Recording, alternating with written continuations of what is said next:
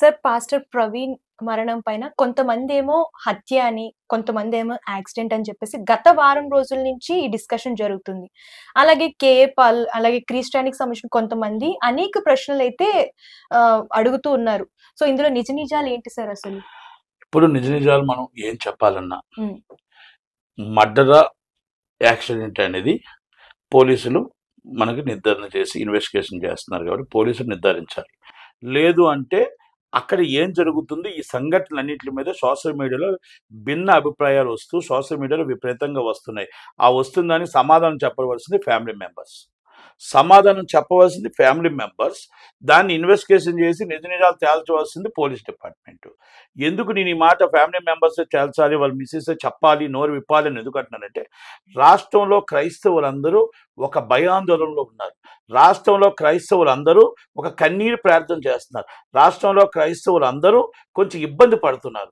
ఎందుకంటే పాస్టర్లో ఒక పాస్టర్ తప్పు జరిగితే ఆ పాస్టర్ అందరిది కూడా ఈ పాస్టర్లంతా ఇలాంటి వాళ్ళైనా, ఇలాగే మందు తాగి ప్రేయర్ చేస్తారా, ఇలా దేవుణ్ణి ఇలాగే పూజిస్తారా అన్న కొన్ని మంది సోషల్ మీడియాలో వస్తున్న వ్యాఖ్యలను బట్టి కొంత బాధపడుతూ కన్నీరు పెట్టుకుంటున్నారు. కనుక దానికి సమాధానం చెప్పవలసింది వాళ్ళ మిస్సెస్ అని ఎందుకు చెప్తున్నానంటే, వాళ్ళ మిస్సెస్ గారు ఆయన ఎన్ని గంటలకు వెళ్ళాడు, ఎక్కడికి వెళ్ళాడు, అసలు ఆ వైన్ షాపులు ఉన్నది ఆయన కాదా, అసలు ఆయన డబ్బులు ఆయన పేరు మీద అకౌంట్ నుంచి కొట్టాడా కాదా, ఇది నిజమా అబద్ధమా, ఆయన వెళ్ళింది నిజమేనా, అసలు ఆయన మొత్తం టోటల్ ఇంట్లో ఏమైనా గొడవ జరిగిందా, ఆల్రెడీ మీకు ఒక టోల్ గేట్ దగ్గర పడిపోయాడు, వాళ్ళు ఫస్ట్ ఎయిడ్ చేసి మొత్తం టోటల్గా అక్కడి నుంచి పంపించాను అంటారు, రెస్ట్ తీసుకుని పంపించాను అంటున్నారు.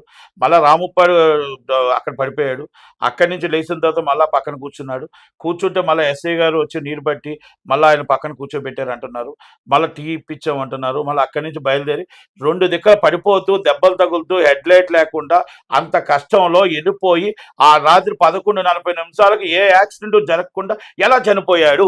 7 అడుగుల పైనుంచి 7 అడుగుల దూరంలో బండి తిరగబడుతూ చనిపోయేంత అవసరం ఎలాగుంటుంది అనేది ఒక అనుమానాలు. 45 సంవత్సరాల వయసున్న వ్యక్తి, 5-6 గంటలు అవలేలగా మొత్తం టోటల్గా బోధించే వ్యక్తి, అవలేలగా మాట్లాడగలిగిన వ్యక్తి, అంత ధైర్యశాలి, అలాంటి ఉన్న వ్యక్తి ఆటోమేటిక్గా ఫోన్ చేతుల్లో ఉంది, అన్నీ ఉన్నాయి. ఒకవేళ వెళ్ళాడే అనుకుందాం, ఒక అర్జెన్సీ పని ఉంది, ఇన్ని దెబ్బలు తిన్నా ఇన్ని చేసినా అక్కడికి వెళ్ళాడే అనుకుందాం, వెళ్తే కూడా మనిషి ఎలా చనిపోతాడు? యాక్సిడెంట్ జరగలేదంటున్నారు, ఏ బండి గుద్దుకోలేదంటున్నారు, ఏ బండి రాసుకోలేదంటున్నారు ఐజీ గారు చెప్పిన మాట ప్రకారం. మరి పోస్ట్ మార్టం రిపోర్ట్లో ఏమైనా ఆల్కహాల్ ఉందా అంటే ఆల్కహాల్ ఎక్కడా లేదు. ఆల్కహాల్ ఇంకా పూర్తిగా రిపోర్ట్ రాలి. పోస్ట్ మార్టంలో ఆల్కహాల్ తాగారని కానీ, ఎక్కడ ఆల్కహాల్ తాగి నడిపారని కానీ ఎక్కడా లేదు. రాపిడ్లు మాత్రం కొన్ని దెబ్బలు తగిలాయని ఉంది పోస్ట్ మార్టం రిపోర్ట్. దెబ్బలకి ఎలా చనిపోతాడు అనేది ఒకటి ప్రశ్న.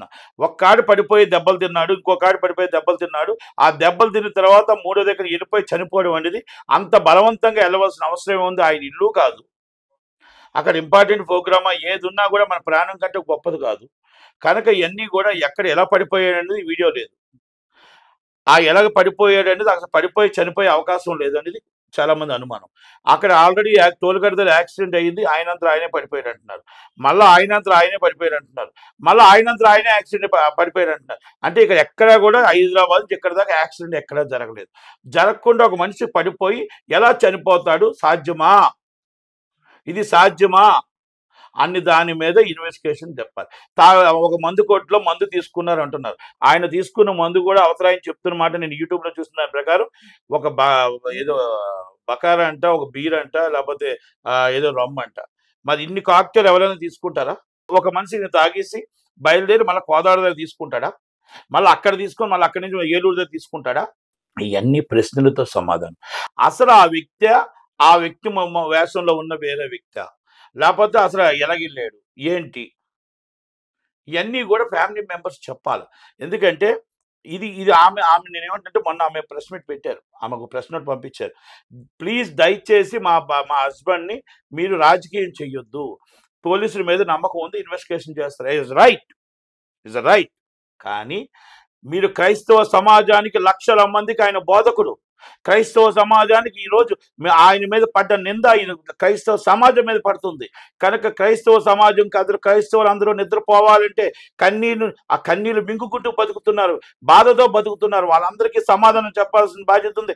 ఎస్, నా హస్బెండ్ మందు తాగడు, నా హస్బెండ్ ఆయన కాదు, నా హస్బెండ్ ఆ పరిస్థితుల్లో లేడు, నా హస్బెండ్ ఈ పరిస్థితులు ఉన్నాడు, నాకు నా హస్బెండ్ మీద ఇంత అనుమానం ఉంది, లేకపోతే నా హస్బెండ్ అయినా తాగుతాడా అనేది మీరు నిర్వృత్తి చేయకపోతే రాష్ట్ర మొత్తం క్రైస్తవులందరూ కూడా బాధతో ఉన్నారు. అది డౌట్ క్లియర్ చేయవలసిన బాధ్యత మీ మీద ఉంది. ఎందుకంటే ఫస్ట్ హస్బెండ్ మీకు ఆయన రాష్ట్ర క్రైస్తవులందరికీ ఒక బోధకుడు, ఒక మతానికి ఆయన ఒక బోధకుడు. కనుక ఆ బోధించేవాడికి ఇన్ని అబండాలు వేస్తున్నారు అంటే ఆ అబండాల మీద చెప్పవలసిన బాధ్యత మీ మీద ఉంది. కాబట్టి దయచేసి రిక్వెస్ట్ చేస్తున్నా, ప్లీజ్ అనౌన్స్మెంట్ మీరు చెయ్యండి. ఇదిగో అది వైన్ షాపులో మీ అబ్బా ఆయన కాదా, వైన్ షాపులో నిజంగా డబ్బులు అకౌంట్లో ఆయన అకౌంట్ నుంచే ఇచ్చాడా, అసలు ఏం జరిగింది, పోలీస్ ఇన్వెస్టిగేషన్ కేసు ఇన్వెస్టిగేషన్. కానీ క్రైస్తవ సమాజానికి చెప్పవలసిన బాధ్యత మీ మీద ఉంది. కాబట్టి మీరు చెప్పాలి, మీరు దాని మీద ఇట్టి పరిస్థితుల్లో క్లారిటీ ఇవ్వాల్సిన బాధ్యత ఉంది. ఇది క్రైస్తవులకి చాలామందికి సోషల్ మీడియాలో చాలామంది చులకనగా మాట్లాడుతున్నారు. వాళ్ళు సమాధానం చెప్పలేని పరిస్థితుల్లో, ఏమీ చేయలేని పరిస్థితుల్లో దేవుడి దగ్గర కూర్చొని కన్నీరు ప్రార్థన చేయడం తప్ప ఇంకోటి ఏమీ చేయలేకపోతున్నారు. కాబట్టి మీరు ఇది నిజమా అబద్ధమా చెప్పవలసిన బాధ్యత మీ మీద ఉంది. ఇది మీకు తెలుస్తుంది, ఇన్వెస్టిగేషన్ ఆఫీసర్ పోలీసులకు తెలుస్తుంది తప్ప ఇంకొకరికి తెలియదు.